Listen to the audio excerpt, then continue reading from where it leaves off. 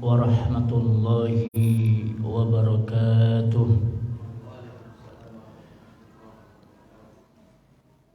Alhamdulillahilladzi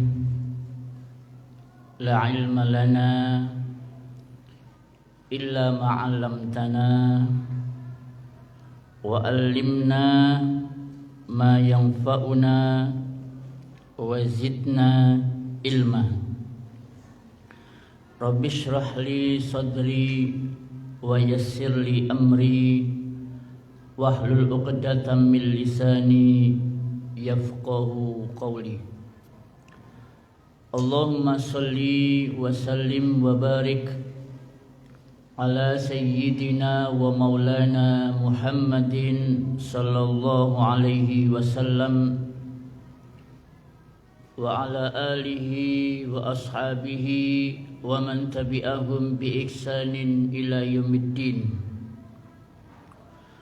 Qala Allah ta'ala fil Qur'anil azim, ya ayyuhallazina amanu taqullaha haqqa tuqatih wa la tamutunna illa wa antum muslimun. Bapak Ibu kaum muslimin yang semoga senantiasa dirahmati dan diberkahi Allah Subhanahu wa taala. Segala puji bagi Allah Subhanahu wa taala, sanjungan dan pujian tidak pernah kering di bibir dan lisan kita, disebabkan begitu banyak karunia, anugerah serta nikmatnya yang masih tetap bisa kita rasakan sampai pada hari dan detik ini. Termasuk dimudahkannya kita ini datang dan menghadiri majelis ilmu. Itu juga bagian dari nikmat anugerah. Karena enggak sedikit teman-teman kita hari ini mereka habiskan waktunya untuk cuci mata.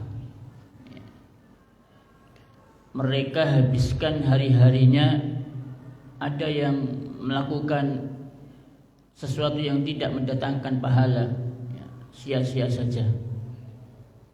Nah, di sekitar tahun 80-an, 80-an, komunikasi itu masih sebatas secari kertas. Kalau kita mau kirim kabar, mau kirim informasi kepada keluarga atau kepada teman kita, masih pakai secari kertas. Waktu antara mengirim dengan berbalas bisa sampai 2 minggu, 1 bulan. Kita ngirim, kalau kilat ya seminggu, bahkan bisa lebih. Kemudian balas lagi, bisa sampai 2 minggu bahkan lebih. Kalau yang ekonominya naik sedikit, nggak usah pakai kertas, pakai telepon. Kemudian tahun 90-an udah mulai nih, yang namanya telepon sudah bisa dirasakan oleh semua masyarakat. Hampir kita mendapatkan di pinggir-pinggir jalan itu ada telepon umum. Iya benar ya. Ya, ada telepon umum. Jangan dulu kita ngeluarkan uang 100 begitu ya, udah bisa nelpon sepuasnya. Bahkan kalau kita ingin nakal, koin itu ya dikasih lubang, kemudian dikasih benang. Begitu dimasukkan kelutik, kita nelpon sama orang, habis waktunya ditarik itu koinnya, dimasukin lagi. Itu tahun 90-an.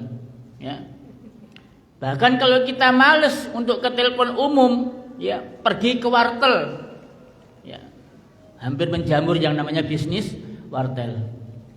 Tahun 90-an terus ke atas sampai tahun 2000, tahun 2001, ya, sebagian orang sudah bisa merasakan dan menikmati HP. Cuma harganya waktu itu lumayan tinggi. Gak semua orang bisa punya HP. Kalau bukan pebisnis, bukan konglomerat, gak bisa punya HP. Saya baru pegang HP, ya, itu mereknya Sony Ericsson, Bapak sekalian. Ya. Sony Ericsson atau kadang Motorola. Layarnya kecil, ya, sempit, hitam putih, cuma bisa SMS sama WA. Ya. Itu pun juga dikasih lagi sama teman, ya, nggak beli sendiri, ya, tahun 2002. Kemudian terus berkembang sampai akhirnya dikenallah dengan istilah yang namanya smartphone, ya, artinya telepon pintar, ya, bukan hanya untuk telepon dan SMS saja. Bahkan udah sampai bisa kirim foto, kirim video, bahkan sampai telepon pun bukan hanya dengan suara, tapi sak gambare pun juga ada. Ya. Jadi alhamdulillah termasuk salah satu di antara nikmat juga yang Allah Subhanahu wa taala berikan sama kita. Belum lagi nanti, ya, manfaat kita bisa mendapatkan ilmu di situ melalui smartphone. Belum lagi nanti, ya, kita bisa transfer uang lewat smartphone. Bahkan di jalan tol pun kita mau periksa saldo, ya, e-tol kita cukup pakai smartphone, ya, ditempelkan di HP-nya, langsung kemudian keluar saldo e-tol sekian puluh ribu. Canggih sekali, ya. Tetapi Bapak Ibu sekalian, di balik kemudahan dan kemanfaatan smartphone, ya, dengan berbagai macam aplikasinya, ya, aplikasi medsos, ya, mulai dari WA, FB, apalagi Line, Instagram, Twitter, MiChat, apalagi Bigo, apalagi, ya, hampir puluhan bahkan mungkin ratusan aplikasi, ya, medsos ada di dalam HP kita, ya. Namun di balik kemanfaatan dan, ya, kegunaan tadi, ternyata HP kita pun juga menyimpan sesuatu yang tajam, yang bisa melukai tangan kita, bahkan bisa melukai hatinya orang lain, ya. Maka Bapak Ibu sekalian, sebelum kita ini bermedsos, ya, sebelum kita ini memegang smartphone, maka harus kita perhatikan adab, etika dan norma di dalam bermedsos. Ya. Apa adab, etika dan norma dalam bermedsos? Ya. Yaitu nita nimbang sele murah. Ya. Saya ulangi, ya. Adab, etika dan norma dalam bermedsos adalah nita nimbang sele murah. Bojone sapa tat nita iku tat? Nah, nita itu bukan istrinya siapa-siapa. Nita juga bukan putrinya siapa-siapa. Nita nimbang sele murah itu singkatan ni, ya. Niatkan dalam bermedsos itu mencari pahala dan mendapatkan ridho Allah Subhanahu wa taala. Saya ulangi, yang pertama, niatkan dalam bermedsos itu mencari pahala dan mendapatkan ridho Allah Subhanahu wa taala.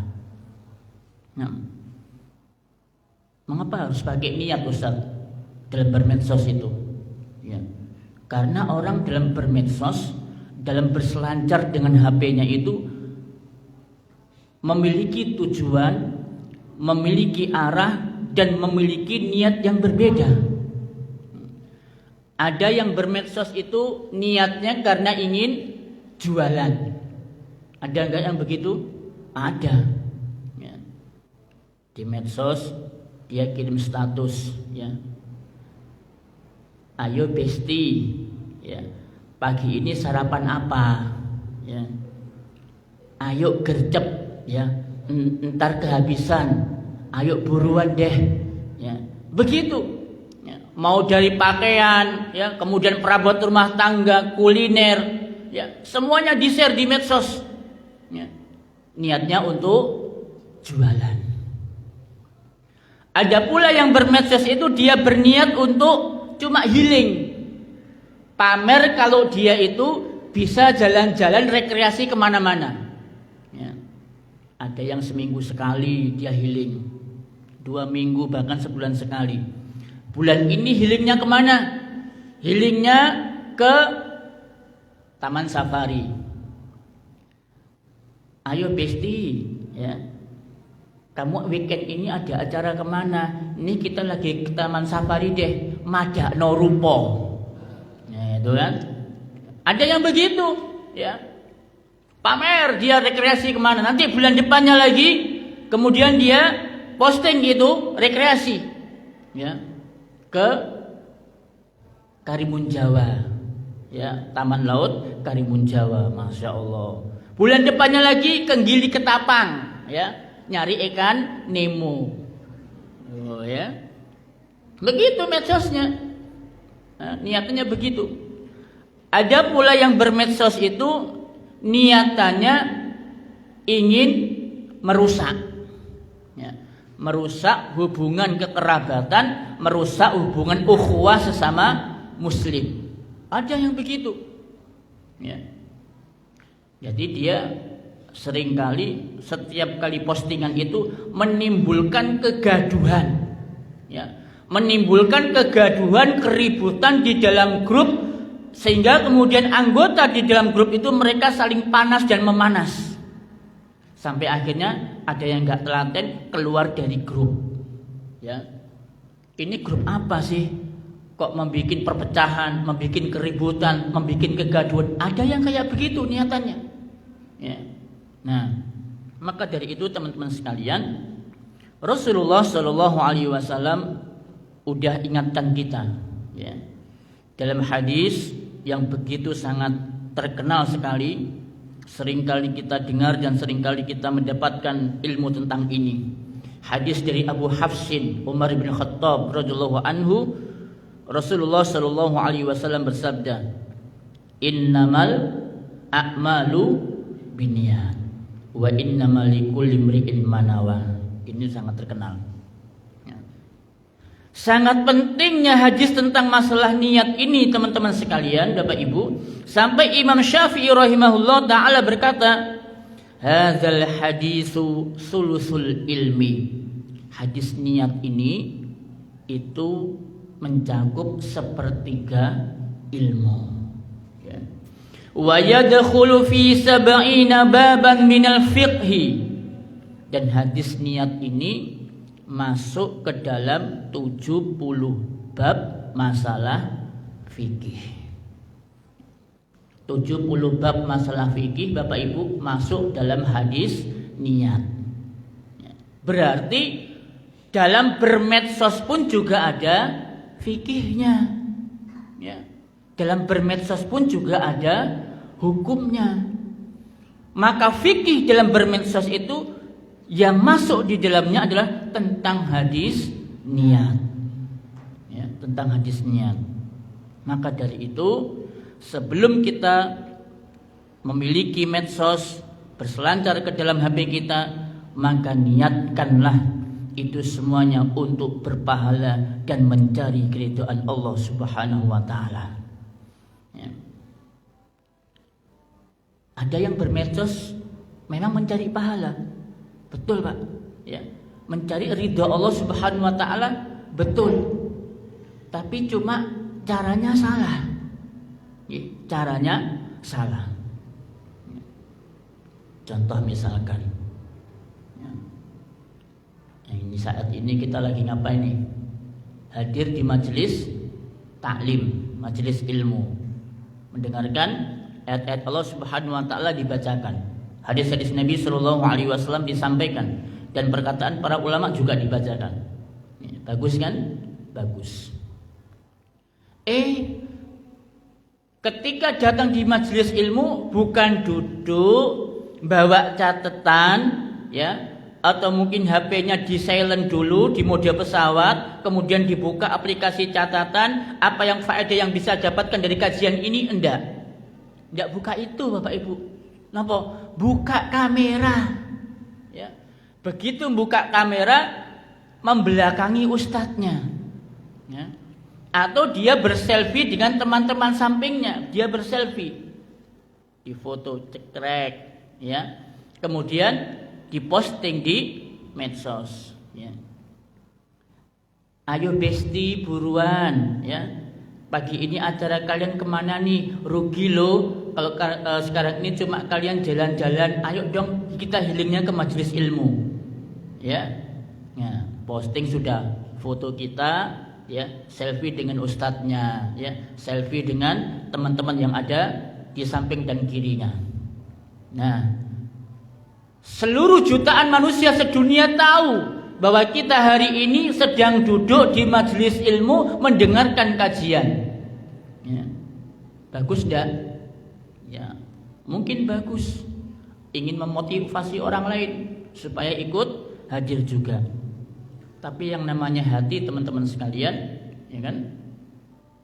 Siapa tahu kalau itu semua diwarnai oleh riya dan sum'ah, ya kan? Jadi berpahala enggak jadi. Berangkat umroh di planning, ya, 6 bulan sebelumnya, setahun sebelumnya di planning. Ntar anak kalau umroh, mau umroh sama istri, umroh sama suami, tayyib. Di planning itu semua, ya. Di planning tidak boleh ada seorang pun yang tahu kalau saya mau berangkat umroh. Nah, bagus tuh, ya. Keluarga nggak tahu, teman kantor juga nggak tahu, teman-teman juga nggak tahu, ya, nggak dipamiti. Cuma pamit ke kantor, Pak mohon izin saya cuti, mau kemana? Mau keluar kota. Ya. Sudah berangkatlah dia bersama dengan suaminya, bersama dengan istrinya umroh. Ya. Sehari aman, ya, 2 hari aman, masih di hotel, ya, aman. Begitu dia sampai di depan Masjidil Haram, di depan Ka'bah, Masya Allah, ya, HP-nya dikeluarin, ya, HP-nya dikeluarin, selfie lagi berdua, nah, ya, selfie berdua, kemudian diposting di media sosialnya. Masya Allah, tempat yang begitu sangat dirindukan oleh seluruh kaum muslimin, ya. Hari ini alhamdulillah, ya, saya diizinkan oleh Allah Subhanahu wa taala untuk datang ke rumahmu ya Allah. Wah. Siapa yang lihat, Pak? Jutaan manusia melihat postingan kita. Teman kantor yang dipamiti katanya cuti komen, "Loh, sampean jarine ning luar kota, Bro. Lah kok tibakno umroh?" "Iya, Bro. Aku gak kepingin dilihat sama orang kok kalau sedang umroh. Aku mencari ridho Allah dan pahalanya kok. Gak pingin aku dilihat dan didengar orang." Allah ya Karim, ya. Itu teman-teman sekalian, ya. Jadi dia bermedsos itu pada asalnya dia memang mencari pahala dan keridhaan Allah, tapi caranya salah. Ya. Jadi segala macam aktivitas ibadahnya, aktivitas ketaatannya kepada Allah Subhanahu wa taala selalu dilihat dan dinikmati oleh orang banyak. Ya. Alhamdulillah hari ini sudah membaca surat Al-Kahfi, ya. di-share di story WA-nya ya. Alhamdulillah pada bulan ini sudah bisa menghatamkan Al-Quran, dijadikan story di Instagramnya ya. Hati-hati teman-teman sekalian ya. Ini merupakan penyakit yang pertama ketika kita bermedsos adalah tidak diniatkan untuk mencari pahala dan keridhaan Allah Subhanahu wa taala. Lah terus yang benar gimana Ustaz? Yang benar itu antum nggak usah posting apapun dalam masalah ibadah. Udah antum laksanakan, antum amalkan, tidak usah orang lain pun tahu. Ya, cukup antara diri kita dengan Allah Subhanahu wa taala. Ini yang pertama, niatkan dalam bermedsos itu mencari pahala dan mendapatkan ridha Allah. Yang kedua, ta itu adalah tanggung jawab. Ya, berani menanggung juga berani menjawab. Ya, ojo nanggung tok gak wani jawab, atau jawab saja gak wani nanggung. Tapi harus dua-duanya, yo nanggung yo jawab. Apa yang mesti kita tanggung jawabkan dalam bermedsos ini ya, yaitu bahwa apa yang kita posting, apa yang kita komentari, bahkan meskipun kita cuma ngirim jempol ya, ngirim jempol di medsos, ngirim tanda love di medsos, ngirim tertawa di medsos, itu semua ada tanggung jawabnya. Ya, ada tanggung jawabnya Bapak Ibu sekalian. Allah Subhanahu wa taala berfirman dalam surat Yasin 65 ya. Surat Yasin ayat 65. Al-yauma nakhtimu ala afwahihim. Pada hari ini kami tutup mulut-mulut mereka. Wa tukallimuna aydihim, dan berkatalah kepada kami tangan mereka. Wa tashhadu arjuluhum, dan kaki-kaki mereka menjadi saksi bima kanu yaksibun, terhadap apa yang dahulu mereka usahakan ya. Jadi memang kita di medsos itu bukan mulut kita yang bicara, enggak, tapi jari kita yang main ya. Main pencet, main notul, itu jari kita ya. Ada postingan apa, kirim jempol ya. Ada postingan apa, tulis komentar di situ ya. Apapun komentar, postingan yang kita upload di situ, itu mendapatkan pertanggungjawaban di hadapan Allah Subhanahu wa taala. Hati-hati Bapak Ibu sekalian ya. Ada kita masuk grup di medsos misalkan ya. Di grup medsos ada sepasang lelaki ya, bergandengan tangan begitu ya, dengan gesturnya lelaki tulen, kemudian sambil bawa bendera Mejiku Hibiniu. Apa Pak? Mejiku Hibiniu, bendera pelangi. Apa simbolnya nih? Nah, simbolnya LGBT. Sepasang lelaki bergandengan tangan atau berangkulan sambil bawa bendera Mejiku Hibiniu. Nah, kita karena nggak tahu ya, atau mungkin karena simpatik ya, kemudian ngirim jempol, ding, begini ya. Apa artinya jempol? Bagus ya, postingannya bagus, postingannya lanjutkan, postingannya menarik simpati, lanjutkan, jempol Pak ya. Apalagi sampai ngirim tanda love ya, tanda love di situ, berarti saya suka dengan postingannya, aku cinta dengan postingannya. Lu hati-hati nih Pak ya, hati-hati yang seperti ini ya. Ada pula postingan ya, ceramah sebagian ustadz atau ustazah, atau artikel atau video atau mungkin MP3 ya, suatu kajian, kayaknya kajiannya isinya menarik menggugah semangat kita dalam beramal, membuat kecintaan kita kepada Nabi Shallallahu Alaihi Wasallam. Bahkan bisa sampai meneteskan air mata kalau kita menyaksikan postingan tersebut. Ya, tak lupa pula postingan itu dibumbui dengan sabda Nabi Shallallahu Alaihi Wasallam. Nah, ternyata dapat 1 bulan, seminggu, 1 bulan, ternyata apa yang dikutip dari ceramah tadi berupa hadis Nabi Shallallahu Alaihi Wasallam ternyata hadisnya palsu. Bukan hadis Nabi Shallallahu Alaihi Wasallam, tapi dinamakan hadis Nabi.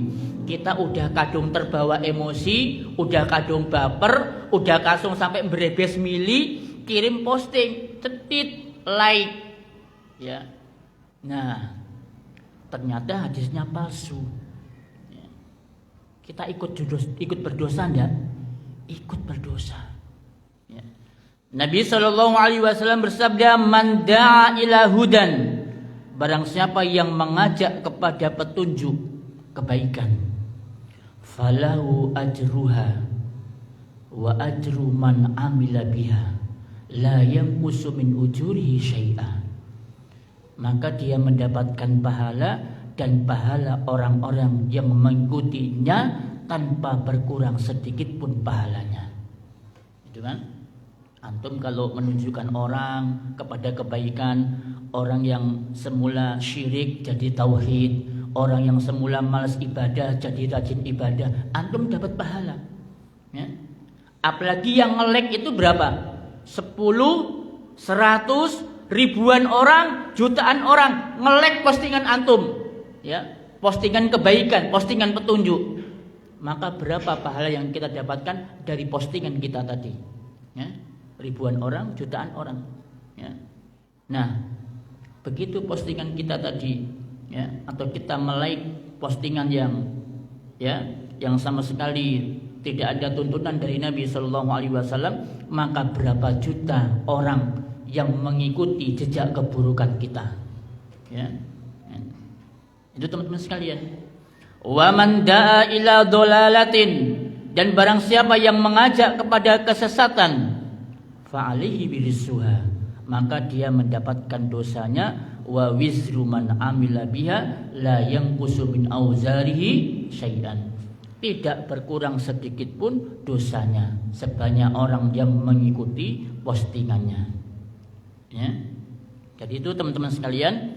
Yang kedua, adalah kita bertanggung jawab terhadap apa yang kita komen, apa yang kita posting, dan apa yang kita kirim berupa emoticon.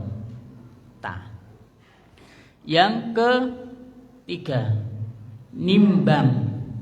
Ya, nimbang di sini artinya seimbanglah dalam bermedsos. Proporsionallah di dalam bermedsos. Napa Bu proporsional? Oh, proporsional itu tahu sama ayam dimasak santen, ya. Proporsional. Itu bukan proporsional, opor, ya. Nah, proporsional dan seimbang dalam bermedsos. Apa artinya? Ya. Ada kisah 2 orang sahabat Nabi Shallallahu Alaihi Wasallam, ya, yang dipersaudarakan oleh Nabi Shallallahu Alaihi Wasallam. Satunya bernama Salman Al Farisi, yang kedua Abu Darda radhiyallahu anhuma. Ini bersaudarakan sama Nabi. Suatu ketika Salman Al Farisi radhiyallahu an itu anjang sana ke rumahnya Abu Darda, yang namanya saudara se-Islam, dipersaudarakan sama Nabi. Mendapatkan istrinya Abu Darda. Sinten Pak? Istrinya Abu Darda Pak? Ya, Ummu Darda. Ya, Ummu Darda. Salman Al Farisi terkejut ketika melihat penampilan Ummu Darda itu penampilannya kusut, ya. Rambutnya lusuh, pakaiannya kumel, nggak keramut Pak. Ya. tidak keramut. Melihat Ummu Darda penampilannya kayak begitu, Salman Al-Farisi penasaran. Ya. Tanya sama Ummu Darda, sampeyan niki opo? Ya. Penampilanmu kok bisa kayak begini? Rambut kusut, baju kumel, kayak saya nggak keramut. Memang kamu tiap hari kayak begini ta? Di depan suamimu, di depan Abu Darda, memang kayak begini penampilanmu? Ya. Apa jawab Ummu Darda? Ya ndak lah. Ya. Aku kalau tampil di depan Abu Darda itu tampil cantik. Pakai baju-baju yang sekiranya suamiku Abu Darda itu dia tertarik dan terpikat. Tapi kayaknya saudaramu Abu Darda itu ndak kepingin sama aku. Ya, kata Ummu Darda. Loh maksudnya ya apa nggak kepingin? Tae seding sekali. Ya. Ndak disentuh sama sekali Abu Darda. Loh napa? Ya, kata Salman Al-Farisi. Tuh kamu lihat. Ya. Datang itu Abu Darda, apa yang dia lakukan? Kata Ummu Darda. Betul Bapak Ibu sekalian. Ya. Salman Al-Farisi mendatangi Abu Darda di kamarnya. Ya. Begitu Salman Al-Farisi datang sebagai seorang tamu, maka Abu Darda menyiapkan suguhan. Ya makanan, ya minuman disuguhkan kepada temannya, saudaranya Salman Al-Farisi. Ya. Ayo Fadl, makan dah. Ya. Habiskan semua. Kata Salman, loh, masa saya tok yang makan? Ayolah kamu juga makan. Oh enggak, saya lagi puasa. Ya. Lagi puasa. Dan Abu Darda ini Bapak Ibu sekalian, puasanya bukan cuma Senin Kemis. Boten, ya. Di siang hari dia itu sering berpuasa. Ya. Ayyamul Bid, kuat Ayyamul Bid, puasa Senin Kemis. Ya. Kuat puasa Senin Kemis, sambung lagi dengan puasa Daud. Ya. Jadi puasa Senin Kemis, kok ada jeda Daud. Masuk Ayyamul Bid, puasa Ayyamul Bid. Ya. Nanti masuk bulan Asyura, puasa bulan Muharram. Masuk bulan Arafah, masuk puasa Arafah. Terus puasa Daud. Begitu setiap hari, dia siang harinya dia puasa. Maka kata Salman, enggak. Aku enggak mau makan ini kalau kamu pun juga enggak ikut makan. Loh aku sedang puasa. Ayo makan. Ya. Kalau kamu enggak makan, enggak saya makan. Akhirnya Abu Darda pun ikut makan Bapak Ibu. Dimakan. Ya. Begitu selesai, kenyang. Ya. Malamlah dia, Salman Al-Farisi menginap.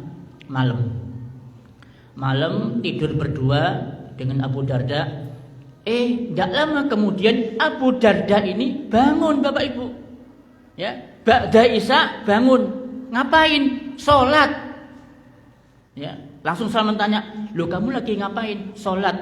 Ditarik Bapak Ibu sekalian sama Salman. Tidur. Ya, disuruh tidur. Ya, tidurlah Abu Darda. Tidak lama kemudian dapat 1 jam 2 jam bangun lagi. Lu ngapain? Mau sholat, tidur. Ya, ditarik lagi sama Salman, suruh tidur. Ya, bangun lagi jam 12. Ya, 1 jam 2 jam. Sholat Pak. Lu kamu mau ngapain lagi? Ya mau sholat Pak. Tidur, ditarik lagi, disuruh tidur Pak. Sampai sepertiga malam yang akhir, Abu Darda dan Salman Al-Farisi dua-duanya sama-sama bangun. Ya, sama-sama bangun untuk mengerjakan qiyamul lail, salat lail. Sama-sama Pak berdua. Setelah melaksanakan salat malam, ya, pagi harinya Salman Al-Farisi bilang sama saudaranya, "Wa inna li rabbika 'alaika haqqan." Ya, sesungguhnya terhadap Rabbmu itu ada hak atasmu. Wa inna li nafsika 'alaika haqqan, dan sesungguhnya pada tubuhmu, pada badanmu itu juga ada hak atasmu. Wa inna li ahlika, wa fi riwayatin wa li zaujatika 'alaika haqqan, dan juga ada pada keluargamu, istrimu itu ada hak atasmu. Tidak terima Abu Darda Pak. Tidak terima. Oh tidak bisa. Ya. Ini masalah ibadah. Masalah ketaatan, kok kamu hubungkan sama keluarga, kamu hubungkan sama badanku, tidak terima. Ya, aku nggak setuju. Aku akan bilang ini kepada Rasul Shallallahu Alaihi Wasallam. Monggo, silakan. Ya, maka berangkatlah Abu Darda menemui Rasul Shallallahu Alaihi Wasallam. Diceritakan panjang lebar, mulai dari awal sampai akhir. Apa jawab Nabi? Sodako Salman. Salman telah benar. Ya, berarti apa Bapak Ibu? Apa yang diucapkan Salman kepada saudaranya Abu Darda dibenarkan oleh Nabi Shallallahu Alaihi Wasallam. Ya. Apa yang bisa kita ambil faedah dari hadis ini? Ya. Kalau urusan ibadah saja, ya, urusan ketaatan sampai melalaikan keluarga, sampai melupakan jasmani dan tubuh kita, diharamkan di dalam Islam, dipersalahkan oleh Nabi Shallallahu Alaihi Wasallam, itu masalah ibadah loh Bapak Ibu. Ya, puasa kan bagus ibadah, sholat malam kan bagus. Tapi kalau ini mengakibatkan ya terlalaikannya hak-hak yang lain, hak istri kita jadi terbengkalai, ya, hak keluarga kita, ya, kemudian hak badan kita yang harusnya ikut sehat biar nggak sakit, kemudian jadi terlalaikan, itu disalahkan sama Nabi Shallallahu Alaihi Wasallam. Lah bagaimana kalau kemudian ya waktu kita itu habis hanya untuk bermedsos, kan begitu, ya kan? Loh, memang apa ada Ustadz orang yang sampai seharian itu bermedsos? Ada. Mulai dari pagi sampai dia sore itu bermedsosnya nggak berhenti Pak. Bahkan sampai maaf di atas ranjang tempat tidur pun suami istri itu singkur-singkuran Pak. Ya, yang istri menghadap ke tembok, yang suami pun juga menghadap ke tembok. Ngapain Ustadz? Podo-podo nyekel HP. Ya, yang suami buka FB, yang istri buka Instagram. Singkur-singkuran Pak. Ya, Allahu Akbar. Ya. Itu terus sepanjang hari dan setiap hari setiap saat begitu. Lah terus kapan waktunya untuk keluarga, untuk suami, untuk istri itu kapan? Ya. Ya. Nanti baru kalau udah istri nggak ada, suami nggak ada, jenengan akan mewek. Ya. Kalau yang selama ini jenengan tidurnya sama istri sama suami, ya, ditemani sama medsosnya, nanti begitu istri antum nggak ada atau suami antum nggak ada, tangan ini apa namanya melambaikan sebelah, loh kok nggak ada orang, ya. Istri juga begitu, begitu tangannya mengarah ke samping, loh kok nggak ada orang, cuma guling. Baru nanti jenengan akan merasakan menangis dan mewek Pak. Ya. Dulu selama masih ada pasangan, jenengan cuekin dia, antum sibuk dengan medsosnya masing-masing. Ketika istri antum nggak ada, suami antum nggak ada, antum pun bisa merasakan bahwa ternyata medsos yang selama ini aku sibukkan tidak berarti apa-apa. Ya. Hanya istrimu yang berarti di hadapanmu, hanya suamimu yang berarti di hadapanmu. Ya. Ini teman-teman sekalian, ya, seimbang dan proporsional di dalam bermedsos. Nah, Bapak Ibu sekalian yang semoga dirahmati dan berkahi Allah Subhanahu wa taala, waktu yang kita habiskan untuk bermedsos itu, ya, akan dimintakan pertanggungjawaban di hadapan Allah Subhanahu wa taala. Nabi Shallallahu Alaihi Wasallam bersabda, la tazulu qadama abdin yaumal qiyamati hatta yus'ala an arba'in. Tidak tergelincir kedua kaki seorang hamba pada hari kiamat sampai dia ditanya 4 perkara. Insyaallah jangan tahu semua ini. Yang pertama, an umrihi fi ma'afnahu. Pertanyaan yang pertama, Allah akan bertanya tentang umurnya, untuk apa dia habiskan. Ya. Allah tanya umur kita untuk apa habiskan. Emang besok nanti hari kiamat yang ngomong siapa? Bukan mulut kita, ya. Al-yauma nakhtimu ala afwahim. Hari ini kami tutup kunci mulut-mulut mereka. Jadi mulut kita yang nggak ngomong, tapi yang jadi saksi nih jari kita. Ya Allah, dulu umurku aku habiskan untuk notul HP, ya, notul dan mencet-mencet HP. Ini jari yang berbicara. Ya Allah, mataku dulu aku habiskan untuk memandangi medsos sampai seharian penuh.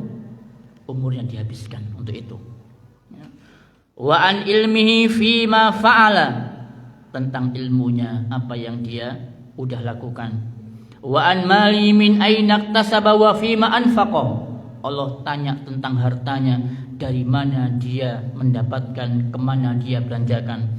Wa an jismi fima ablah, tentang tubuhnya di manakah dia pergunakan. Ya, ini Bapak Ibu sekalian, ya, 4 pertanyaan yang berkaitan dengan umur dan juga anggota badan kita.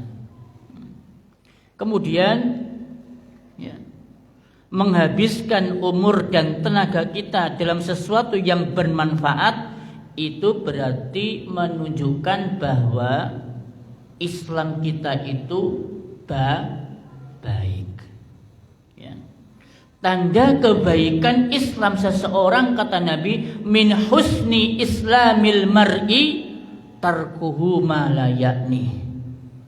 Di antara tanda bagus baiknya Islam seseorang itu tarkuhu ma la ya'ni, meninggalkan sesuatu yang tidak bermanfaat baginya.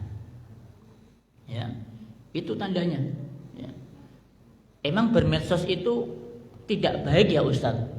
Saya tidak mengatakan tidak baik. Ya, bermedsos itu baik. Ya. Ada kalanya bagus dan memang harus. Karena udah zamannya begini. Udah zamannya digital, udah zamannya bermedsos. Ada kalanya begitu. Ya, saya tidak mengatakan bermedsos itu haram, enggak. Bermedsos itu buruk, enggak. Tetapi ada kalanya bermedsos itu justru malah tidak membawa kebaikan bagi Islam kita. Ya. Nah, min husni islamil mar'i tarkuhu ma la ya'ni. Di antara tanda kebaikan Islam seseorang adalah dia meninggalkan perkara yang tidak bermanfaat baginya. Kalau memang bermedsos itu sekiranya membuat ayah ibu, ya, terbuang waktunya untuk baca Quran, mending gak usah medsos dah. Ya, mending gak usah medsos. Kalau dengan bermedsos membuat kita ini, ya, tidak mau menghafalkan Al-Quran, mending gak usah bermedsos. Ya. Kalau bermedsos kita membuat kita gak jadi tambah berilmu, maka mendingan gak usah bermedsos. Kan begitu. Nah, kenapa? Karena ternyata medsos tidak membawa manfaat bagi kita. Maka tinggalkanlah bermedsos. Konsentrasi kebaca Al-Quran, menghafal Al-Quran, baca hadis, hafalan hadis, pelajari buku-buku para ulama, itu membawa manfaat bagi kita. Ya. Nah, cukuplah, kata Imam Hasan Al-Basri, ya, min alamati i'radillahi ta'ala 'anil abdi, cukuplah termasuk di antara tanda Allah Ta'ala berpaling dari seorang hamba. Saya ulangi nggih. Di antara tanda Allah Ta'ala berpaling dari seorang hamba, berarti Allah itu cuek. Kita nggak direken, kita nggak diperhatikan, Allah berpaling dari kita. Apa tandanya? Kata Imam Hasan Al-Basri, an yaj'ala syughlahu fi ma la ya'nihi. Allah menjadikan kesibukannya pada hal-hal yang tidak bermanfaat baginya. Ya. Jadi Allah kalau udah nyuekin kita, Allah sudah tidak ngereken sama kita, Allah jadikan seluruh kesibukan kita, Bapak Ibu sekalian, pada sesuatu yang nggak bawa manfaat. Ya. Termasuk juga ya, sesuatu yang tidak bermanfaat itu bisa saja ada di dalam medsos kita. Ya. Allah jadikan medsos itu menjadi sesuatu yang nggak ada manfaatnya. Ya. Komen-komen, ya apa ya, yang ketawa ketiwi, ya boleh saja sih. Ya. Kemudian nge-like apa ya, postingan-postingan, apa sih manfaatnya ini? Kita like, ya. Kemudian apalagi bacalah di medsos, ya. Maka cukuplah berpalingnya Allah Subhanahu wa taala pada seorang hamba, Allah jadikan dia itu disibukkan dengan sesuatu yang enggak membawa manfaat baginya. Nah. Pada suatu ketika Imam Malik bin Anas rahimahullah taala ditanya sama seseorang, ya. Dia tanya sama Imam Malik, "Ya Imam, umurmu sudah berapa?" Ditanya, "Umurmu sudah berapa?" Sama Imam Malik enggak dijawab, Bapak Ibu. Ya, orang tanya umur enggak dijawab sama Imam Malik. Loh, kenapa enggak dijawab? Ya, kata Imam Malik, pertanyaan itu tidak membawa manfaat bagiku sedikit pun. Dan pertanyaan itu tidak membawa manfaat bagimu sedikit pun. Ya. Apa kira-kira kalau saya jawab umurku 40 tahun, kira-kira bermanfaat sama Imam Malik? Enggak. Apakah kira-kira bermanfaat umur 40 ketika saya jawab 40 bermanfaat bagimu? Enggak juga. Maka Imam Malik tidak menjawab. Padahal cuma ditanya umur loh Pak. Ya. Cuma ditanya umur, enggak dijawab. Karena menurut beliau pertanyaan itu tidak bermanfaat. Ya, sampai begitunya. Ya. Nah, itu yang ketiga. Okay. Jadi dalam bermensos itu berlakulah proporsional dan seimbang. Ya, artinya ya kalau waktunya ya panggilan azan sholat, ya sholato, ya taruh dulu medsosnya. Kalau waktunya antum baca Quran, ya taruh dulu medsosnya. Antum baca Quran dulu, minimal lah 1 halaman, ya minimal 1 halaman tiap hari, ya, tiap hari. Loh, kenapa tiap hari Ustaz? Loh, antum bermedsos loh, bukan hanya tiap hari, tiap jam, tiap menit, tiap detik. Masa baca Al-Quran cuma sehari, setiap hari antum nggak kuat 1 halaman, nggak kuat, ya, aduh, musibah, ya. Ya, minimal targetkan dalam 1 hari saya harus membaca Quran 1 halaman. Ya. Nah, apalagi antum udah punya target nih, ya. Saya dalam 1 semester ini harus hafal juz 30. Ya. Antum targetkan dalam 6 bulan itu, ya. Berapa kira-kira waktu yang akan saya habiskan untuk menghatamkan juz 30 sampai saya hafal? Ya. Targetkan, medsosnya taruh dulu. Ya, antum konsentrasi dengan hafalan juz 30. Dalam 1 semester ini ana harus hafal Arba'in Nawawi, ya. Maka targetkan itu dalam 1 pekan, 2 pekan, sebulan hafal Arba'in Nawawi. Taruh dulu medsosnya. Ya, nanti kalau udah selesai baru kemudian dibuka lagi. Ya, itu seimbang. Ya. Waktunya kita ini mengerjakan pekerjaan rumah. Ya, kalau emak-emak nih waktunya nyuci, ya nyuci, ya waktunya sapu-sapu, ngepel, ya sapu ngepel dulu, taruh dulu tuh medsosnya. Nantilah di komennya nanti yang mau kirim jempol nanti kan bisa kirim jempolnya, ya. Yang penting pekerjaan rumah semuanya selesai. Begitu selesai silahkan kirim jempol sebanyak-banyaknya, nggak masalah. Ya. Seimbang dan proporsional. Ada waktunya, ada juga tempatnya. Paham nggih? Nah. Bahkan yang lebih parah teman-teman sekalian, maaf ini ya. Mudah-mudahan tidak terjadi sama kita. Ya. Selesai sholat, ya. Assalamualaikum warahmatullahi. Assalamualaikum warahmatullahi. Di tengah-tengah sholat, HP ini dedet, ya. Nada bergetar ini berkali-kali bunyi. Di tengah-tengah sholat, ya, rupanya dia penasaran. Sopo sih sing ngirim WA ini? mau cek akai getare, ya. Jadi begitu dia selesai salam, bukan astagfirullah, astagfirullah, astagfirullah, enggak Pak, zikir HP, langsung ditarik, set HP-nya, dibuka WA-nya. Wow, ya.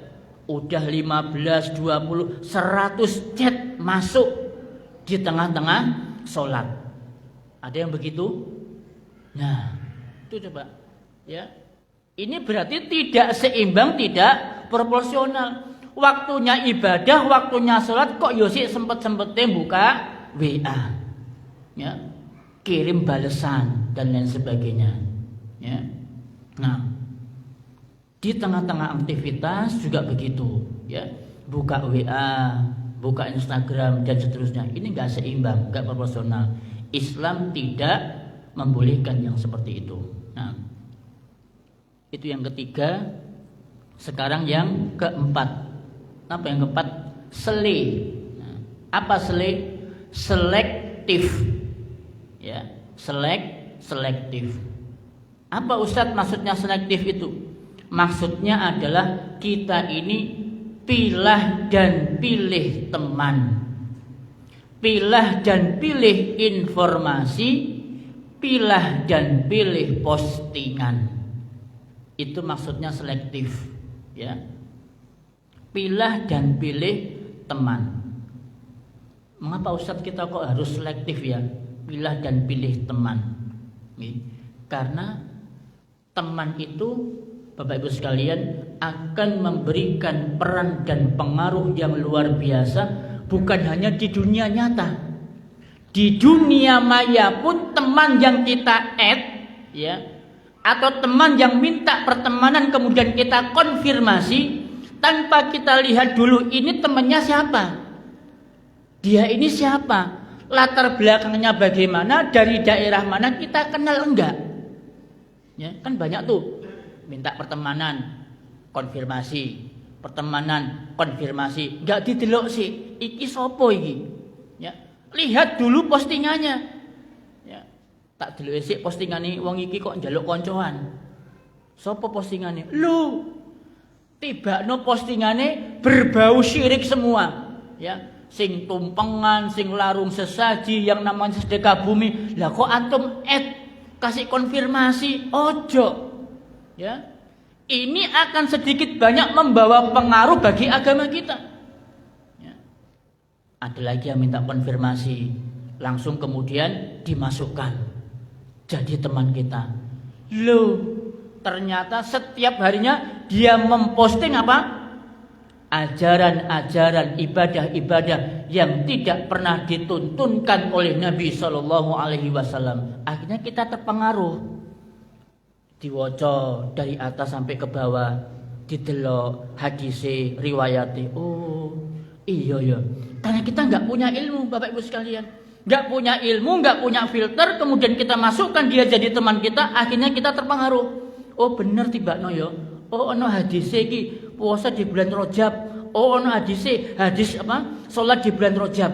Akhirnya kemudian kita pun mengamalkan puasa di bulan Rajab, salat di bulan Rajab. Gara-gara apa, Pak? Gara-gara postingan teman kita di media sosial. Berpengaruh kan? Berpengaruh. Ya. Makanya sebelum antum konfirmasi memasukkan orang ke dalam teman dalam medsos kita, antum melihat dulu siapa dia. Wong kita nggak kenal kok, ya, nggak kenal. Ya. Sebelum nanti kita menyesal nanti pada hari kiamat. Ya. Silakan dibuka surat Az-Zukhruf ayat 67. Oke, surat Az-Zukhruf ayat 67. Allah di situ berfirman, al-akhillau yawma idzin ba'duhum li ba'din adu. Pertemanan, persahabatan, ya, pada hari itu, pada hari kiamat, sebagian di antara mereka menjadi musuh bagi sebagian yang lain. Illal muttaqin, kecuali pertemanan yang dilandasi dengan ketakwaan. Tuh, ya. Jadi nanti teman-teman kita, Pak, di medsos, ya, itu jadi musuh kita. Loh kok bisa jadi musuh kita, Tat? Besok karena kita nanti tanya, Pak. Ya. Waktu kita mau dimasukkan ke neraka, gara-gara kita puasa di bulan Rajab, sholat di bulan Rajab, kita nggak terima. Loh, ya Allah, saya puasa Rajab sama sholat di Rajab tuh gara-gara teman saya. Dia posting, ya Allah, saya ngamalkan. Ya, kata temannya, "Lho salah sopo? Sampean kok meloi aku? Aku kan nggak ngongkon sampean. Meloi aku ngamalno, apa sing tak posting?" Benar, Pak? Iya. Teman kita nanti besok begitu, dia membela diri. "Loh, siapa suruh kamu ngikuti saya?" Gitu kan? Ya, semuanya menjadi musuh sebagian di antara mereka. Illal muttaqin, kecuali pertemanan atas dasar takwa. Loh, hati-hati, Pak. Ya. Pilih teman. Bahkan Nabi Shallallahu Alaihi Wasallam pun juga memberikan kepada kita sebuah perumpamaan antara teman-teman yang baik dan teman-teman yang buruk. Ya. Masalul jalisi sholihi wal jalisi su. Perumpamaan teman yang baik dan teman yang buruk kahamil miski wa nafikhil kil. Seperti tukang penjual minyak wangi dan pandai besi. Ini, Pak. Ya. Teman-teman yang baik itu ada di mana? Teman-teman yang baik itu ada di masjid. Itu teman-teman yang baik. Teman-teman yang baik itu teman-teman yang ada di majelis ilmu. Itu teman-teman yang baik, Pak. Ya. Dan dari mana kita tahu baik? Ya, dia datang di majelis ilmu, tukar HP, gitu kan, tukar nomor, WA dan sebagainya. Tak masukkan grup ya? Iya deh. Aku tolong dong masukin grup. Ini teman yang baik, gitu kan? Termasuk dia nge-add kita, ya, mau jadi teman kita di medsos misalkan. Oh, udah kita kenal nih.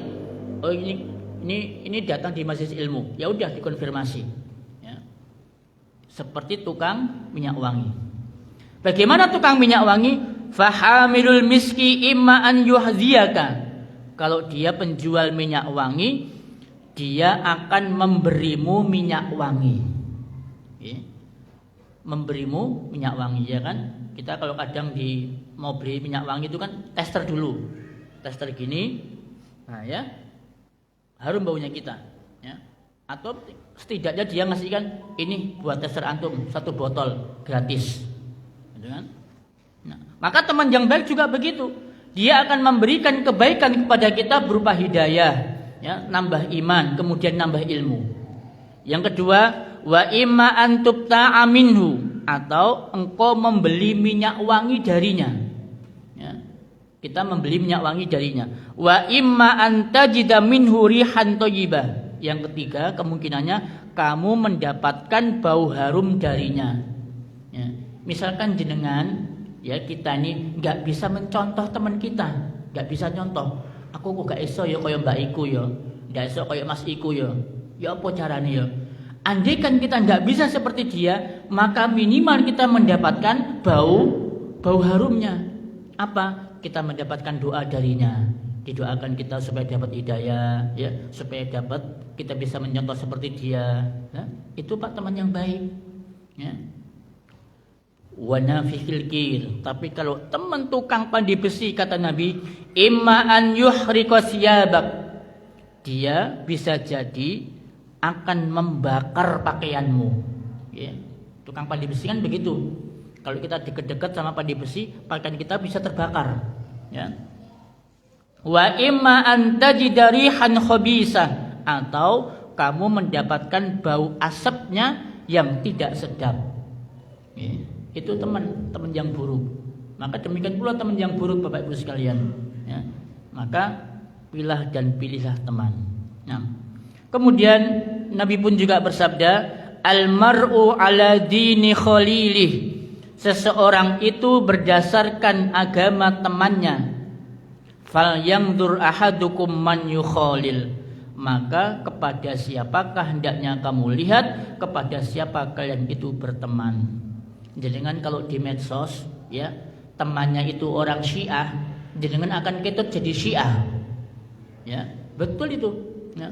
Kalau kita berteman dengan orang Syiah di medsos, maka kita pun nanti lambat laun akan jadi Syiah. Kalau kita berteman di medsos dengan orang-orang Sufi, maka lambat laun pun sedikit banyak kita pun akan menjadi sufi. Itu sudah sunatullah. Sudah sunatullah Bapak Ibu sekalian. Karena agama seseorang berdasarkan agama temannya. Nah, kalau antum berteman dengan orang-orang yang cinta sunnah, maka antum pun akan menjadi orang-orang yang cinta sunnah. Jadi pertama, selektif, pilah dan pilih teman. Yang kedua, ini sebelum kita lanjutkan, ini Allah Subhanahu wa taala menceritakan tentang sebuah penyesalan pada hari akhir, tentang pertemanan yang tidak baik. Orang-orang yang dahulu berteman dengan teman-teman yang buruk, kata Allah Subhanahu wa taala, ya wailata laitani lam attakhid fulanan khalila wa yauma ya'uddu adh-dhalimu ala yadayhi. Allah membuat perumpamaan, ingatlah ketika orang-orang zalim menggigit kedua tangannya seraya berkata. Jadi Allah di situ membuat perumpamaan orang-orang yang menyesal karena memilih teman yang buruk itu menggigit kedua tangannya begini. Menggigit kedua tangannya sebagai bentuk penyesalan yang sangat dan luar biasa, sampai digigit kedua tangannya. Dia mengatakan, ya laitani lam attakhid fulanan khalila. Mengapa aku dahulu tidak menjadikan fulan sebagai teman akrabku? Kenapa aku dahulu enggak menjadikan Pak Edi ini jadi temanku? Kenapa? Nyesel, Pak. Kenapa dulu aku enggak menjadikan si A ini jadi teman akrabku? Kenapa? Kok aku lebih milih dia? Itu nanti menggigit kedua tangan kita. Al-Furqan ayat 27 sampai 29. Laqad adallani ani dzikri ba'da izja'ani. Sesungguhnya dia telah menyesatkan aku dari Al-Qur'an sesudah Al-Qur'an itu datang kepadaku. Wa kana syaitanu lil insani khazula, dan setan itu tidak mau menolong manusia. Nah, yang kedua, pilah dan pilih informasi. Apa maksudnya? Tidak semua informasi itu benar, dan tidak semua informasi itu bisa kita posting. Itu hati-hati, Pak. Ada informasi itu yang benar, betul, memang informasinya benar. Tapi ketika kita posting informasi itu membawa dampak efek apa enggak bagi diri kita dan orang lain, itu perlu. Contoh misalkan ada kecelakaan, tabrakan, Pak. Tabrakan. Ini orang Indonesia, mentalnya orang Indonesia. Kalau ada tabrakan, enggak ditolong, Pak, tapi dipoto. Sama di video, kemudian dia selfie sama korbannya. Dipoto korbannya, kemudian diposting di media sosial. Enggak ditolong.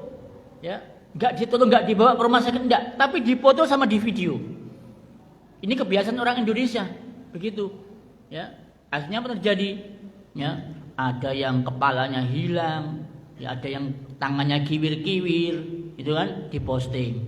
Benar memang kejadiannya, tapi apakah layak informasi ini kita posting? Gitu kan? Kadang informasi itu, masya Allah, mengandung berita yang penuh dengan kebohongan dan kedustaan. Yang sempat ramai itu, Pak, apa lagi? Kangkung. Kangkung ada uletnya.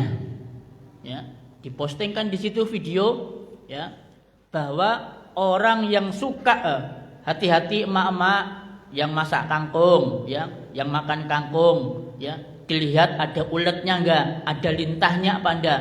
Sebab kalau tidak, lintah dan ulat itu akan beranak pinak ke dalam perut kita. Benar enggak informasi ini, Pak? Ulet, lintah masuk di kangkung, masuk ke dalam perut kita, kemudian beranak pinak. Ini jelas informasi bohong. Kenapa bohong? Karena ketika mak-mak ini masak kangkung, itu kan dikasih garam. Nah, Lintah sama ulet itu Pak, kalau udah kena garam mati dia. Nggak percaya? Monggo buktikan. Ambil lintah, ambil ulet, kasih garam, mati Pak. Lah mak ini masaknya pakai garam apa enggak? Pakai garam, udah mati. Kemudian dimasak, air mendidih, kompornya 80 derajat, 100 derajat. Nah kira-kira lintahnya ini mati apa enggak? Mati. Lah kok bisa beranak pinak ke perut ini loh? Wong sudah mati lintahnya di luar, kok bisa beranak pinak di dalam perut? Ini informasi yang salah. Gitu kan? Ada lagi informasi ya. Akibat bermain leto, ya kan? Matanya bengkak. Gitu kan? Matanya bengkak sampai lepas operasi. Nah, ini informasinya benar apa enggak? Ternyata setelah ditelusuri cuma informasinya hati-hati, ini ponakan saya, enggak disebutkan ini peristiwanya ada di mana, ya. Yang jatuh korban itu juga namanya siapa, enggak ada informasi. Juga enggak ada informasi rumah sakit ataupun klinik kesehatan yang menerima pasien akibat korban leto-leto. Di-share Pak. Waduh, ya. Jadi berita heboh. Kan anak-anak ketakutan semua main leto, akhirnya penjual leto gigit jari, gitu kan? Kasihan kan Pak, udah dia pula leto-leto banyak, akibat postingan itu dia jadi bangkrut usahanya. Loh ini, ya pilih informasi, ya. Jadi hati-hati ya dengan berbagai macam informasi yang masuk di medsos kita, tidak semuanya harus kita share atau kita kirim sebelum kita telaah dulu. Ya, sebelum kita telaah dulu. Nah. Kemudian yang ketiga, pilih postingan. Ya, pilih postingan. Ini bagi kita yang suka copy paste, ya. Copy paste, bagikan, teruskan ke. Nah, ini hati-hati. Kenapa kita harus pilih postingan? Karena tidak semua yang kita posting itu bisa membawa manfaat bagi orang lain. Antum lihat surat Al-Isra ayat 36. Yang hobi copy paste, yang hobi bagikan, yang hobinya teruskan ke, ini Al-Isra ayat 36. Allah di situ berfirman, wala taqfu ma laisa laka bihi ilmun, dan janganlah kamu mengikuti sesuatu yang tidak kamu ketahui. Ya. Allah di situ ingatkan kita, jangan kamu ikuti sesuatu yang tidak kamu ketahui. Lan jenengan nak kira-kira mau posting, mau bagikan, mau teruskan ke, itu jenengan benar-benar tahu ndak postingan itu, baik ayatnya, baik hadisnya, baik perkataan para ulamanya, baik tentang kebenaran postingan itu, kita sudah tahu apa enggak? Jangan-jangan nanti begini, jenengan udah kadung posting, masuk ke grup keluarga, masuk grup pertemanan, masuk grup pengajian, dapat 2 hari, datang kemudian konfirmasi klarifikasi dari seseorang, ya. Informasi ini hoax, yang betul begini, ya. Hati-hati dengan ini. Baru dapat 2 hari 3 hari datang kemudian konfirmasi. Lah, itu Pak. Akibat dari apa? Akibat dari kita ini nggak tahu apa yang kita posting, langsung kemudian kita posting. Ya. Nah itu, pilih postingan. Innas sam'a wal basara wal fuada. Sesungguhnya pendengaran, penglihatan dan hati, ulaika kana anhu mas'ula, semuanya itu akan diminta pertanggungjawabannya. Diminta pertanggungjawabannya. Ya. Apalagi negara kita ini kan sudah ada ya undang-undang IT. Nah ini undang-undang IT.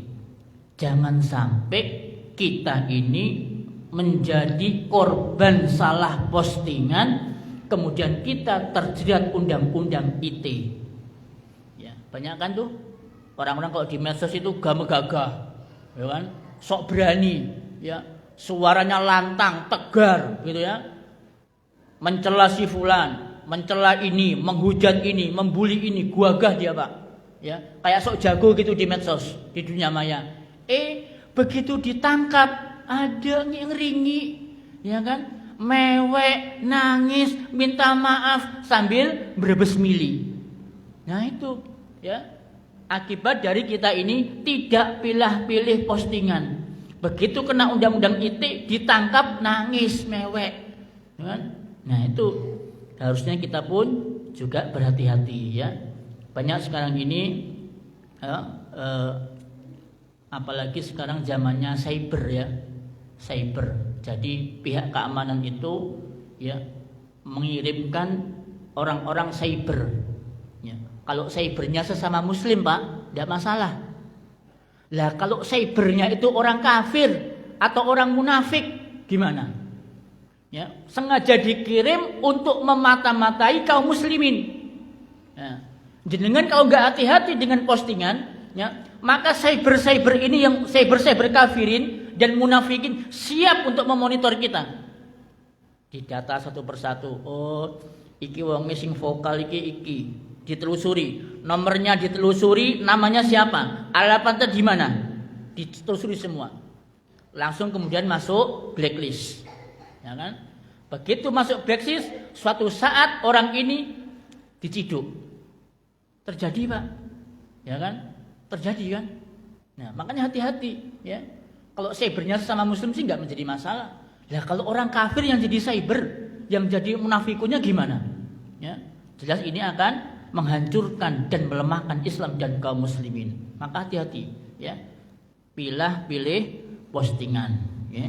Jangan apa yang menurut kita kok kayaknya enak nih ya, bagus ya, menggugah perasaan, bikin emak-emak ini ya tambahi apa gitu diposting ya.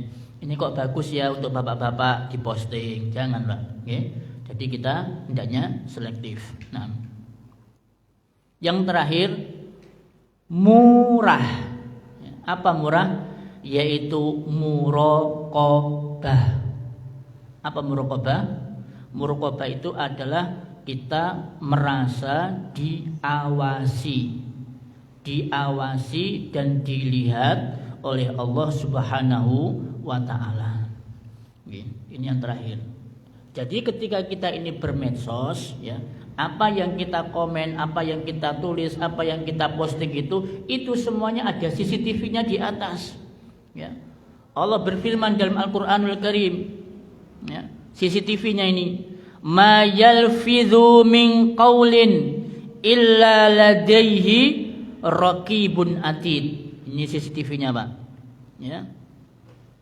Tidaklah apa yang diucapkan oleh seseorang kecuali di sampingnya ada malaikat raqib dan atid. Tuh, ini CCTV kita, kanan dan kiri kita. Apa yang kita komen ditulis tuh sama raqib, sama atid. Apa yang kita like, apa yang kita subscribe, semuanya dicatat oleh raqib dan atid. Muraqabah, merasa diawasi dan dilihat oleh Allah Subhanahu wa ta'ala. Ya.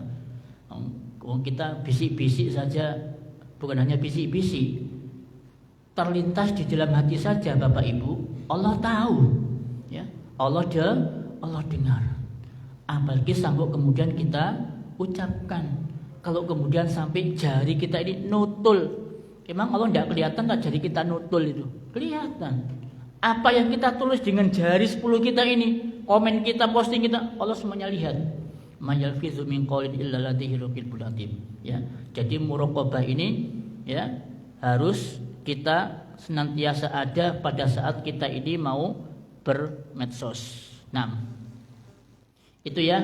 Jadi 5 adab, etika dan norma seseorang dalam bermedsos kalau ingin Bapak Ibu medsosnya itu mendatangkan pahala dan surga. Kalau ingin medsosnya kita ini menjauhkan kita dari dosa dan neraka, maka penuhi 5 ini. Nita, nimbang, sele, murah. Niatkan untuk pahala, ta tanggung jawab, nimbang seimbang proporsional, selektif dalam memilih teman, informasi dan postingan, Murah, muraqabah, merasa diawasi oleh Allah Subhanahu wa taala. Nah, ini anak tambahkan sedikit ya. Termasuk bagian daripada etika dalam bermedsos adalah etika dalam bertelepon dan VC. Nah, ini juga kadang kita luput ya. Etika dalam kita menelpon orang atau VC seseorang. Itu kan ada di HP juga ya. Di medsos juga kan ada itu. Nah, itu ada etikanya. Bapak Ibu sekalian. Ya, apa etikanya? Ya. Orang kalau nelpon atau VC itu kan hakikatnya sama dengan kita ini masuk rumahnya orang. Betul ya? Ya, kita nelpon kan sama dengan kita masuk rumahnya orang, cuma pakai udara. VC juga begitu, sama dengan kita ini masuk rumahnya orang. Nah, kalau masuk rumahnya orang, adabnya gimana, Pak? Yang pertama, salam. Ya. Assalamualaikum. Ojo yang pertama kalimat yang kita keluarkan halo. Bukan halo, Pak. Halo. Ya, baru kemudian salam. Assalamualaikum, bukan halo. Ya, tapi assalamualaikum warahmatullahi wabarakatuh. Nah, tunggu sampai kita dijawab. Ya. Kok lama nggak dijawab? Yo salam lagi, kan begitu 2 kali. Nggak dijawab lagi, salam 3 kali. Ya. Nggak dijawab salamnya, udah matikan HP-nya. Berarti orangnya sedang tidak mau nerima telepon kita, nggak mau nerima kita sebagai tamu. Ya pulang, kan begitu. Adab dalam bertamu. Ya, kata Nabi, ketika kamu datang ke rumah orang lain hendak bertamu, maka ketuklah pintu dan salamlah kepada pemiliknya. Sampai 3 kali Nabi. Kalau kamu salam 3 kali nggak dijawab, maka pulanglah. Ojo makso. Ya, salam 3 kali nggak dibuka, makso dibuka pintunya, cekrek, masuk kemudian kita. Wah, ini jelas tidak beradab. Termasuk juga telepon. Ya, salam 3 kali nggak dijawab, udah matiin teleponnya, kita nanti telepon lain kali. Oke. 2, pada saat kita telepon atau VC, perhatikan waktu-waktu di mana yang nerima telepon itu sedang sibuk apa enggak. Okay. Mungkin jangan punya teman atau keluarga kok cuma centang 1 WA-nya atau centang 2 tapi warnanya enggak biru. Oh, berarti orangnya sedang enggak mau nerima telepon kita. Ya udah, nanti aja kita WA, kita telepon atau kita VC. Ya. Mungkin orangnya sedang sibuk. Dan juga perhatikan 3 waktu di mana orang itu tidak boleh untuk bertamu dan menerima tamu. Ya. Antum lihat surat An-Nur ayat 58. Ini, Pak. An-Nur ayat 58 itu adab di dalam bertamu, adab dalam bertelepon, adab dalam ber-VC. An-Nur 58. Ayatnya berbunyi, ya ayyuhalladzina amanu liyasta'zinakumul ladzina malakat aymanukum. Hai orang-orang yang beriman, hendaklah budak-budak lelaki dan wanita yang kamu miliki, walladzina lam yablughul huluma minkum, dan orang-orang yang belum balik di antara kamu, salasa auratin, meminta izin kepadamu 3 kali dalam 1 hari. Ya, itu, Pak. Berarti ada 3 waktu di mana kita boleh bertamu, tidak boleh bertamu, nggak boleh bertelepon, apalagi sampai VC. Ya. Apa 3 waktu itu? Allah lanjutkan, min qabli sholatil fajri, sebelum sholat subuh. Sebelum sholat subuh. Jam pinten, Pak? 3:30, itu kan? Nek subuhnya molor mundur ya jam 4 subuhnya, ya. Maka di waktu itu antum jangan telepon apalagi sampai VC. Ya. Waktu yang kedua, wa hina tad'una siyabakum minaz zahirah. Ketika kamu menanggalkan pakaian luarmu di tengah hari. Di tengah hari berarti jam 11, setengah 12 sampai jam 2 sampai jam 3. Itu tengah hari, Pak. Ya. Maka di jam-jam itu antum jangan telepon. Ya, jangan telepon. Karena bisa jadi orangnya istirahat, bubuk siang, gitu kan. Kemudian dia sedang lepas baju, ya. Gitu kan? Nah, kemudian antum tiba-tiba telepon apalagi VC. Aduh, ya. Luar biasa tuh. Yang ketiga, mimba di sholatil isya, setelah sholat isya. Salasu auratil lakum, itulah 3 aurat bagi kamu. Laisa alaikum wala alaihim junahun ba'dahun. Ya, tidak ada dosa bagimu dan tidak pula atas mereka selain dari 3 waktu itu. Ya. Ini ayat ini berbicara tentang apa?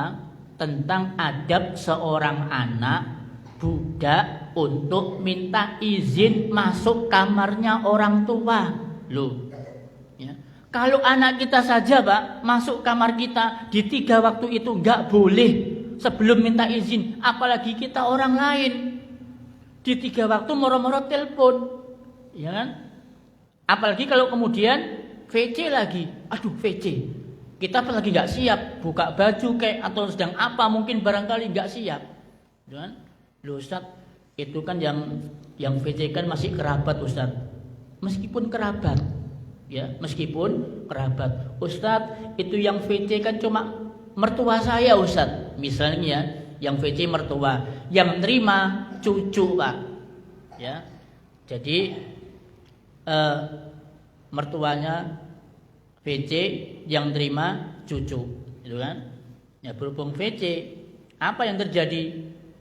Ya semuanya kan bisa terbuka. Oh, ini keluarga sendiri, nggak jadi masalah. Ternyata nggak lama kemudian menantunya lewat. Padahal mertuanya perempuan sedang tidak pakai baju. Menantunya lewat, Pak. Apa yang terjadi? Ya benar dia tuh mahram kita ya, menantu ya. Tapi nanti kayak Nori nanti.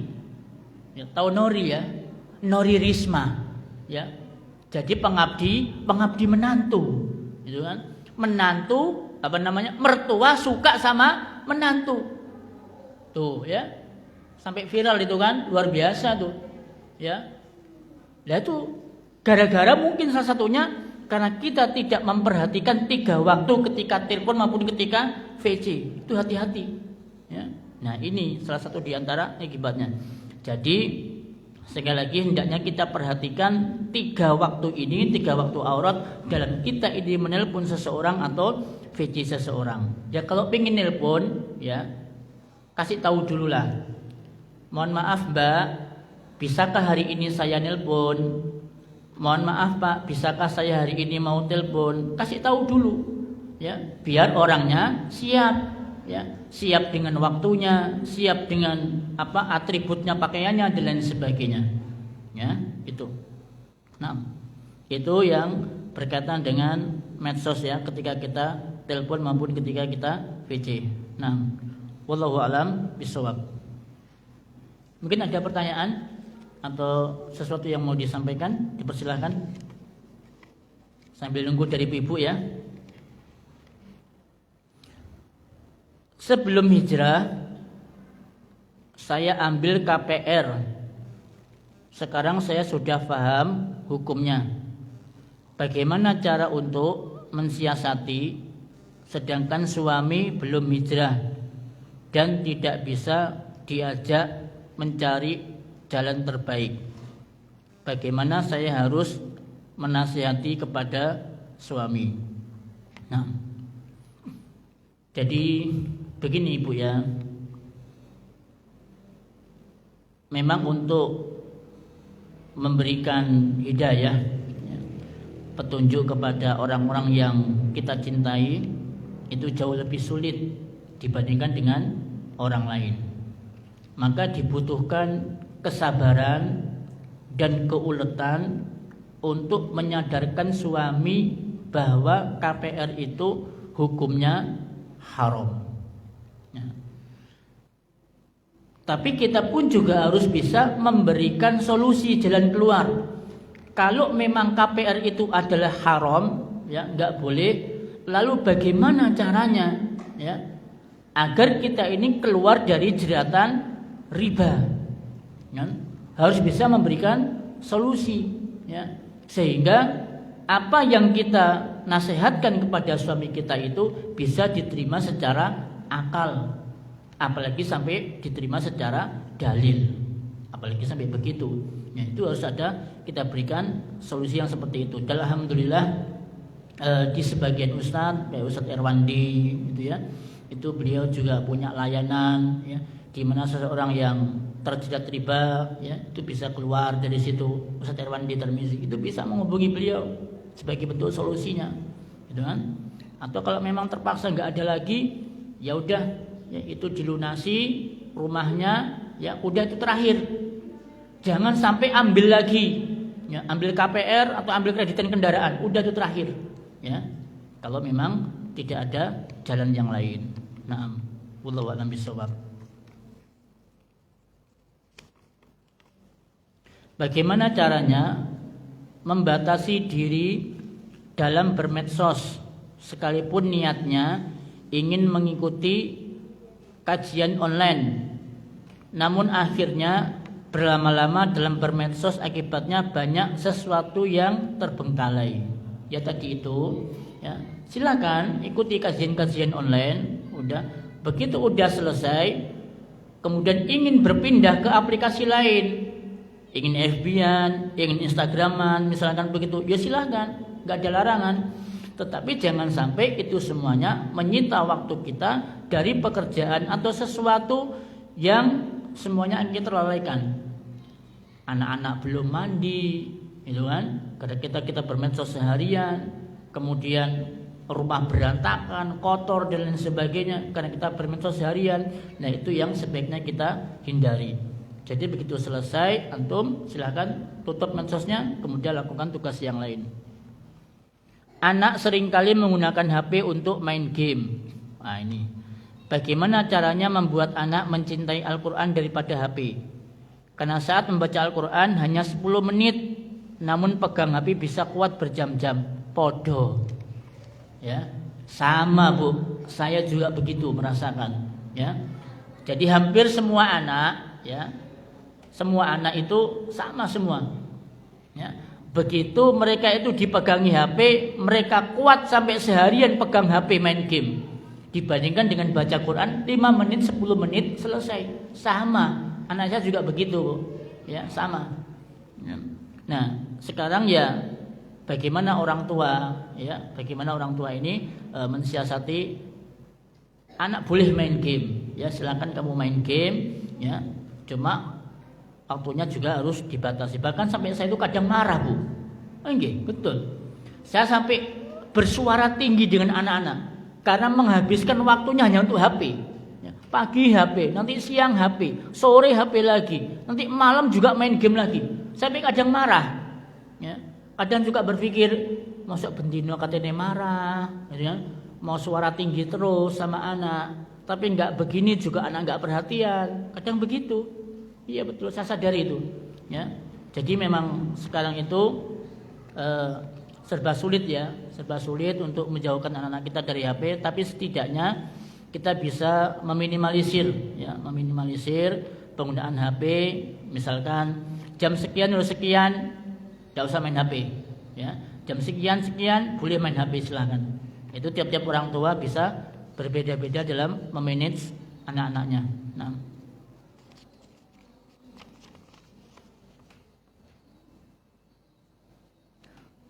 bagaimana hukum memposting hasil riasan pengantin di medsos untuk promosi? Nah, ini, ya. Memposting hasil riasan pengantin, berarti pengantinnya ada nggih? Perempuannya ada berarti. Lakinya juga ada. Apa perempuan tok? Nah, kalau perempuan saja berarti kan make up-nya nampak, ya kan? Wajah cantiknya juga nampak. Nah, ini juga masalah sendiri, gitu kan? Jangan-jangan nanti dia terkena penyakit ain, gitu kan? Nah, gimana siasatnya?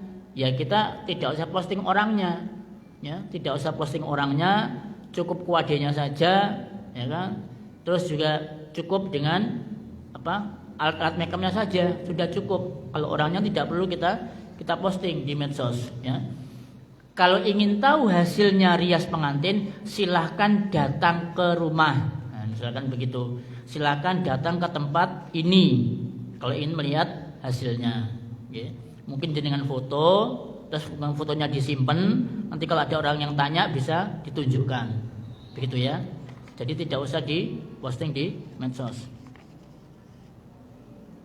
Kalau sebelum tidur kita sudah sholat witir, apa boleh waktu sholat di sepertiga malam sesudah sholat tahajud sholat witir lagi Ustaz? Tidak usah sholat witir, karena sudah kita lakukan sebelum tidur. Karena witir itu hanya berlaku untuk satu kali dalam satu malam. Bagaimana cara mengkomunikasikan dengan orang tua yang masih menganut adat atau kepercayaan tentang hari baik atau weton? Misalnya hari pernikahan tidak boleh hari saat meninggalnya kakek atau nenek, dan hal-hal lain agar beliau tidak tersinggung. Barakallahu fiik. Ya. Kalau orang tua kita termasuk orang tua yang nggak bisa diajak berpikir akademik, bicara dalil yang nggak mampu, nggak nutut, gitu kan? Maka ajaklah dia itu untuk berdiskusi yang sesuai dengan akalnya, ya, yang sesuai dengan akalnya. Oh, ini masuk akal untuk orang tua kita, ajak tuh, ya, ajak. Contoh bilang sandingan misalkan, saya kasih contoh ya, sandingan itu ada kopi, ada rokok, ya, ada makanan, kadang itu ditaruh di pojok rumah sama orang tua kita, begitu. Nah, orang tua kita sekolahnya cuma lulus SD, diajak ngomong dalil Quran ya tidak nyambung. Akhirnya kita ajak dia berpikir secara akal. Bu, kopi ini kok si oto, rokoknya kok si oto. Jadi ini kopi ini mbek rokok iku ana sing ngombe. Kok gak ono, Bu? Nah, ajak begitu, ya. Nah, akhirnya kemudian orang tua akan berpikir, oh iya ya, kok kopinya si utuh, rokoknya kok masih ada, kan begitu, ya. Atau jenengan minum kopinya, ya. Kemudian bilang, Bu, kopinya entek, Bu, ya, kudulan kopinya entek. Oh, berarti dimimik ya mbak bapak. Nah, begitu ya. Bagaimana kira yo ndak iso le wong bapakmu wis mati, mosok katene ngombe kopi. Lah nek bapak wis mati, Bu, enggak mungkin ngombe kopi. Apa kok dipasang sandingan? Kan begitu. Nah, diajak berpikir secara akal. Itu nggih. Nah, wallahu a'lam. Nah, termasuk juga hari baik peton ini, kalau kira-kira ibu bisa ngajak diskusi orang tuanya secara akal, berikan dia pemahaman secara akal. Jika banyak mempunyai medsos hanya untuk melihat berita-berita terbaru saja, apa akan dipertanggungjawabkan? Nah, melihat berita-berita terbaru.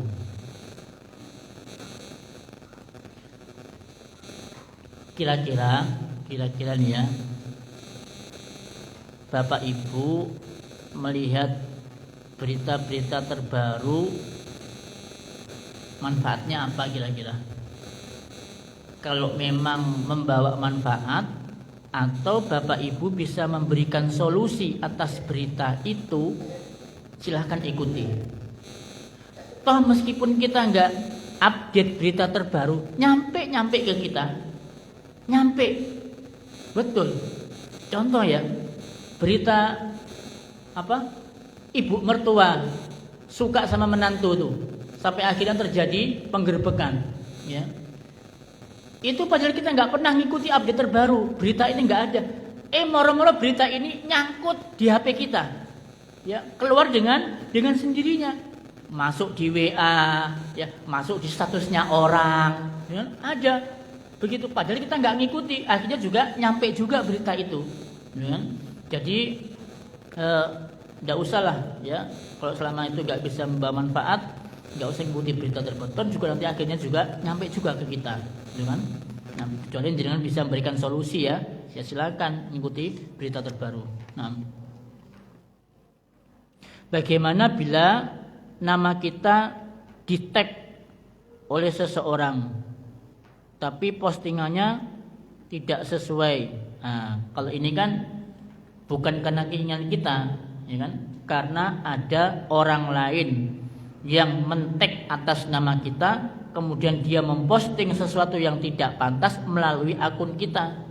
Maka yang berdosa adalah yang men-tag atas nama kita tadi itu.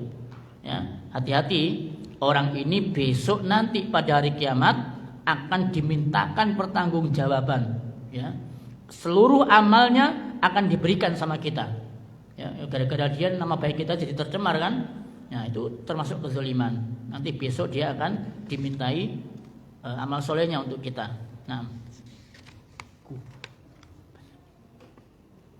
bagaimana menolak secara baik-baik lalu menjelaskan kepada sesama teman kita saat kita menolak ajakan kegiatan yang bid'ah, sedangkan kita masih merasa kurang ilmu untuk menjelaskannya? Tidak usah dijelaskan, jenengan tidak usah ikut datang. Ya, kalau jenengan merasa kesulitan menjelaskan, tidak usah datang, izin, maaf saya nggak bisa ikut karena ada acara lain. Selesai, ya kan? Karena jenengan kurang ilmu, udah nggak usah jelaskan, tidak usah datang.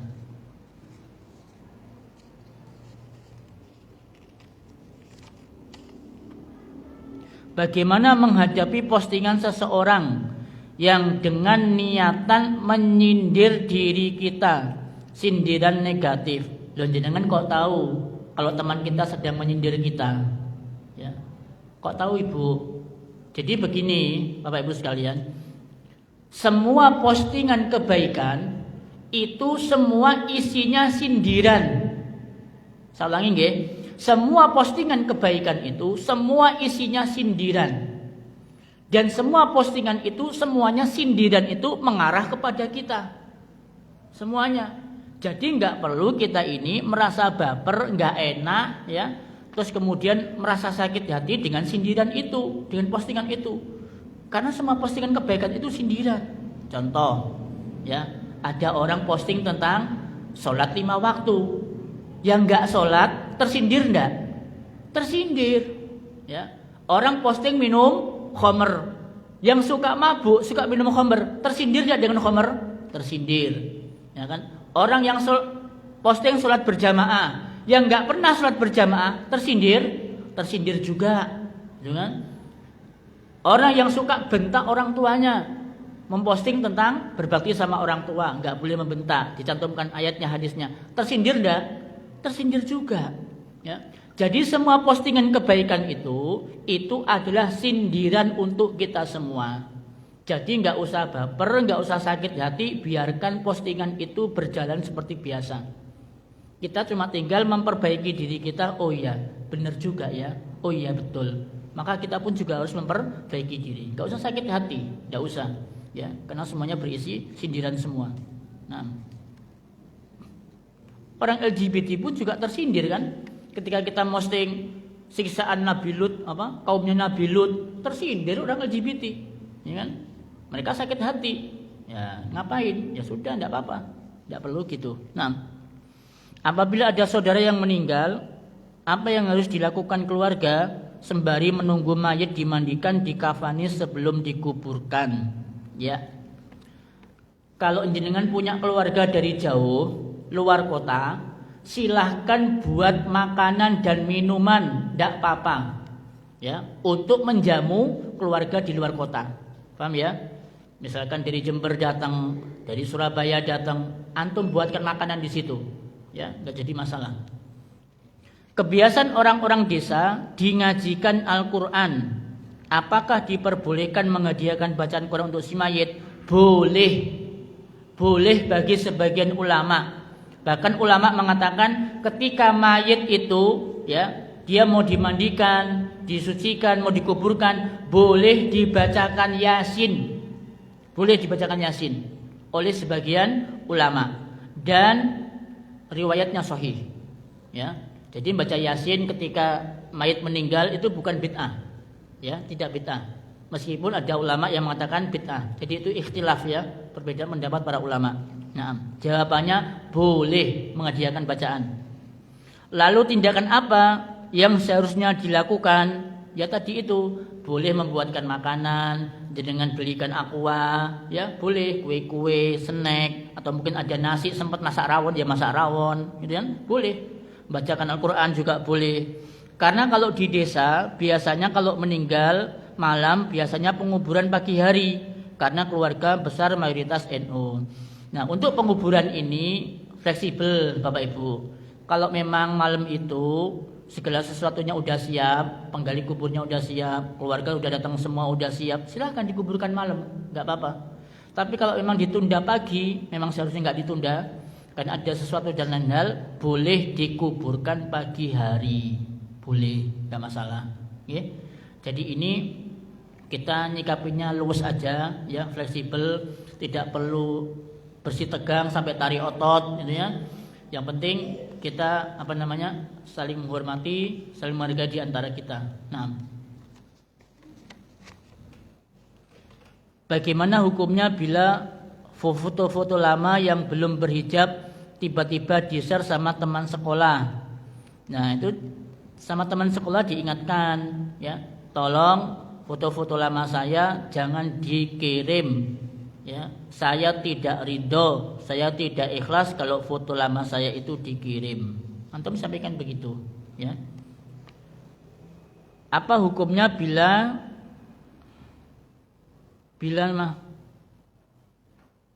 hati saya baik, bila niat saya baik, share musibah seseorang, ternyata yang di-share itu bohong belaka.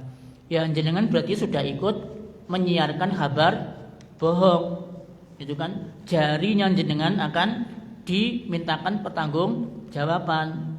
Ya, maka solusinya hapus postingan itu, kemudian kita bertobat kepada Allah Subhanahu wa taala. Kalau sudah terlanjur di-share, ya, di banyak grup, maka antum sampaikan, maka dengan ini saya meminta maaf atas postingan saya yang berisi hoak, ya.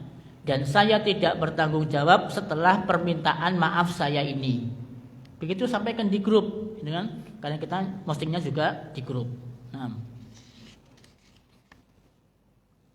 bagaimana cara menasihati teman yang terlalu banyak komentar di medsos, yang justru komentarnya itu mengundang kegaduhan? Tayyib. Kalau pakai cara lembut nggak bisa, dengan cara baik nggak bisa, maka datangi dia di rumahnya. Ya. Setelah didatangi di rumahnya, tidak bisa dengan permintaan baik-baik, maka ambil tindakan tegas, keluarkan dia dari grup, ya, di-kick, sudah keluarkan dari grup, daripada membuat kegaduhan. Ketika kita membuat status di FB yang isinya berdakwah, kemudian dikomentari dengan frontal, apakah kita harus tetap menjawabnya? Tidak usah, karena itu akan menimbulkan perdebatan, justru tidak menimbulkan arif, ya, dan bijaksana di dalam berdakwah. Mending biarkan saja, tidak usah dikomentari. Nah, wallahu a'lam bishawab. Mungkin ada bapak-bapak pertanyaan? Enggak ada? Saya kira cukup, ya. Kalau sebentar lagi mau masuk zuhur.